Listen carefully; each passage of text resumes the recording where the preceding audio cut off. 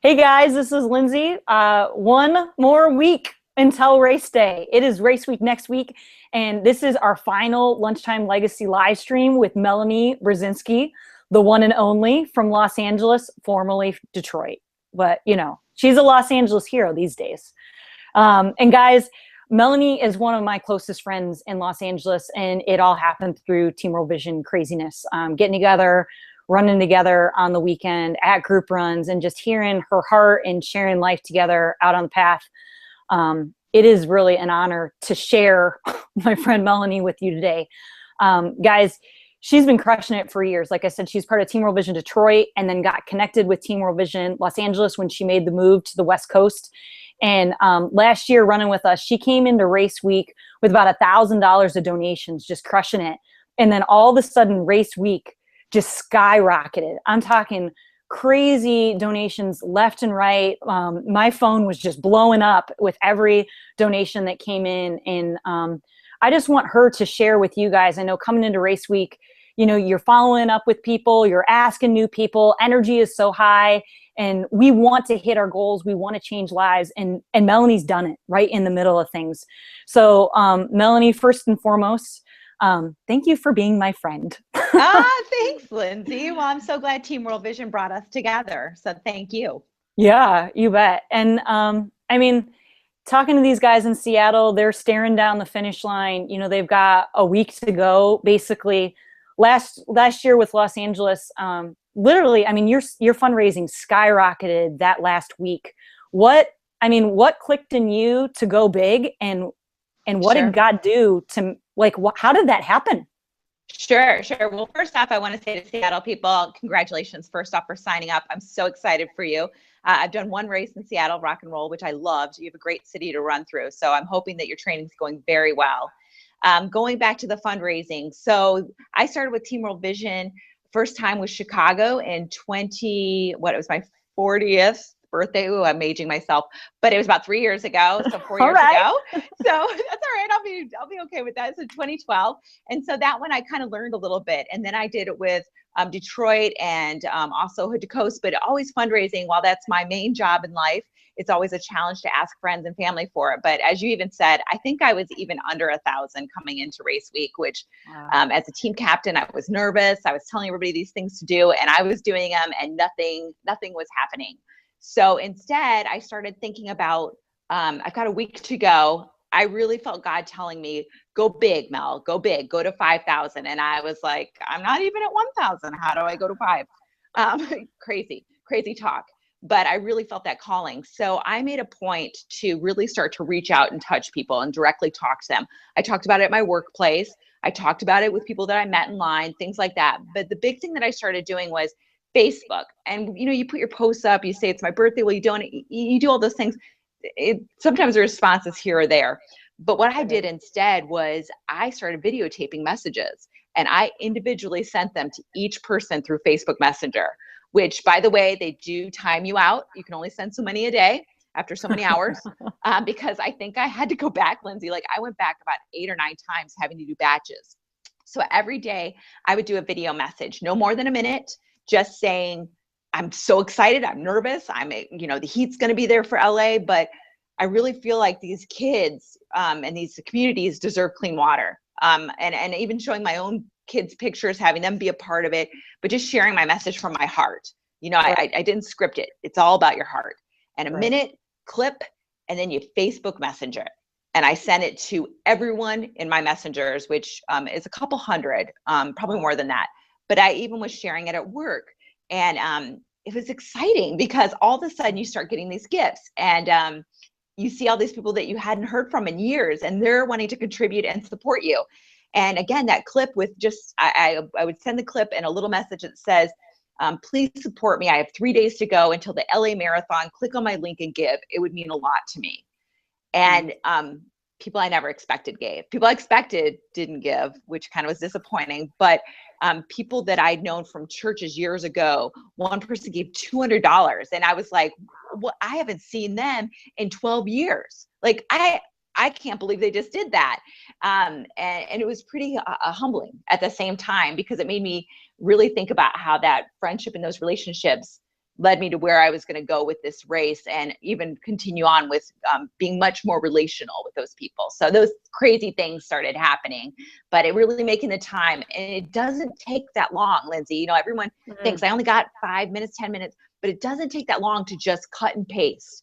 Honestly, it's just taking a little bit of time. And I felt like I could take a little bit of my devotion time, a little bit of time away from the family, knew it was important to me, and I could post these things. And it was exciting. It was exciting to see that. And I kept posting on Facebook, like, oh my gosh, people are listening to my message. Thank you guys so much. But again, it was through that messenger, not just through social media, but that messenger email to them that made it happen. That's so awesome. So what I hear you saying too is that, one, you were seeking God and you heard that call to not just stick with your goal, even though you're nervous about your original goal, but to go bigger. So to step into that fear. And then with that, by you creating those individual minute messages through video, you personally message people individually with the same video, but put them into the messenger. So you sent one, like example to me, sent one to somebody from church, sent one to somebody from work. And then from there, they could respond individually. And then and then step 3, you were grateful publicly. So like you posted thank you to everybody, but your invite or your ask was individual. Yes, very much. I think that's really important because it's not a group email. It's individual. It's to Lindsay Dean from Melanie Burzynski. There's my message clip with a little note saying, I got 3 days until I'm running the race. Can you click on my link and give? Yeah. That's so awesome. And I think it is, like last week, I interviewed Anton, actually, who you know clearly. I love Anton. Yeah, and Anton was all about authenticity and being personal. So the fact that you are being, like you're telling us tangibly how you were authentic and how you were personal, I think that's really, really helpful. Yeah. And it's also celebrating your successes. So I know we were already talking about this, Lindsay, but I called up Johnny and Lindsay one day. I think I called you. I don't think I texted you, but I was like, you called. Dude, I got a coconut. And in Detroit, we had these coconuts. And maybe I'm even wrong because of the Detroit listeners listening and they're like, that's not what it was. But in my mind, this is what it was. But there were these coconuts, these gifts that fell from the sky that you didn't expect. So I called up Johnny and Lindsay, and I think you put me on speaker, and I was like, dude, I just got a coconut. And you're like, that's great. And I was like, no, it's a big deal. It's a big deal, coconut. And so I explained it. And what it was were these gifts that I really didn't expect. You know, what ended up happening is people had heard about it at work. And again, I'm in an organization that's rather large, higher education, and I do fundraising for a living. So I try to be very cautious about things here. But one of the main companies heard about what I was doing. And I know you could say company, but they ended up giving $547 for my miles to help. And it was so unexpected. It was completely unexpected. And I was jumping up and down, screaming to you about it. Like, I can't believe they gave. And then what happens like later that day, a colleague who comes up to me, is like, what are you doing about this Team World Vision? I was like, oh, so I told him a little bit about it. And he wrote me $1,000 check right there. Oh my gosh. And that was humbling because it's not a colleague that I would have expected to do it at all. And, you know, it's one of my team members, and it just, it was really amazing to see these. And these coconuts, you just celebrate and get excited. And then another colleague heard what was going on. He's like, well, I can't give 1,000, but I can give 25. And I was like, that's clean water. Come on. That's awesome. So it was celebrating these successes and being really grateful for that and celebrating with others. So we're in this all together, whether we're here, Detroit, up in Seattle, it doesn't matter where, but we're all in this work with God. And it's such an exciting time. Yeah. Well, thank you so much, because I mean, that even fires me up, you know, like I'm running New York in November and I'm fundraising right now. And it reminds me that people are always watching us, you know, and there's tons of crap in the world, to be blunt, but there are good things happening in the world. And the fact that we're running a race, we're not running it in vain. And we are running for kids on the other side of the planet. And we are doing it for an issue that is solvable. This is something that people are dying from, that we can fix and alleviate. And it's crazy to me, you know, like you're saying, coworkers that you never thought would have cared. I mean, they're noticing, they're paying attention, and they want to join you in doing that. And I think that's the key, right? This last week is, why not go big? Why not, you know, why not be who we are and see what God does with that?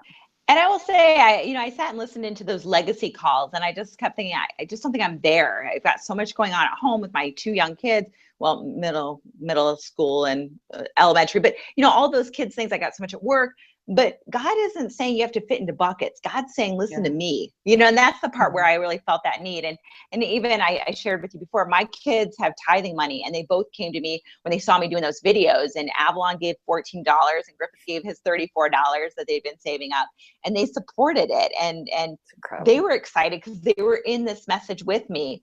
The other thing I wanted to point out too, Lindsay, and sorry, I'll be quick with my time, but I also, and I don't recommend waiting till the end, because I was already, I think on race day that morning, I hit 5,000. But as you know me, Lindsay, I love to talk when I run all 26.2 miles. And last year and this past year, I did clips and I didn't video it. I just did a picture, and then I would speak text and pray to God that it worked onto Facebook. And I was like, hey, thank you, Diane, for your gift. I'm at mile 4. This is getting me all excited, because I told people ahead of time, I'm here at race day. Here's my link. And I got a couple $100 just from during my run, because I'm not going to win. I know that already. I'm already winning in my own world. I'm not going to be one of those Olympians, but I had so much fun with my folks. And I remember at mile 7, I hit the 5. You know what? I hadn't hit 5. I hit 5,000 at 7 miles, because I said, I was doing a video clip, and I said, okay, I'm going to quit now. And my running partner, Wes, said, no, we've got 19 miles. And so we kind of made a joke of it.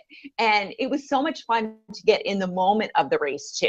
It's an experience. You paid that race entry fee. Get the most out of it. Take your time.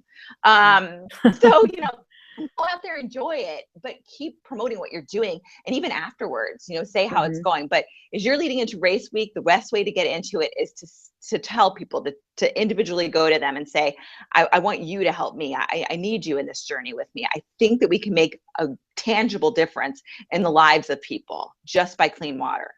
Yeah. It's simple. Yeah. Amen. Well, thank you for taking your lunchtime to talk to us and just to pump us up and testify to what God has done, because God has used you, I know, in so many lives here, being a team captain, a group run leader in my life, just incredible stuff. But the fact that you would take time, to continue blessing others and blessing our team, just thanks so much, Mel. Thank you. And good luck, Seattle. Thanks. All right, team. We'll see you at Expo and team dinner next week. If you don't have your team dinner tickets yet, get your team dinner tickets. I'm telling you, you're not going to sleep race night anyway. So get a good meal in your stomach. Get with your team. We're praying together. We've got all of our team race day details together. And our founder, Michael Chitwood, is going to bring a word that is going to fire you up.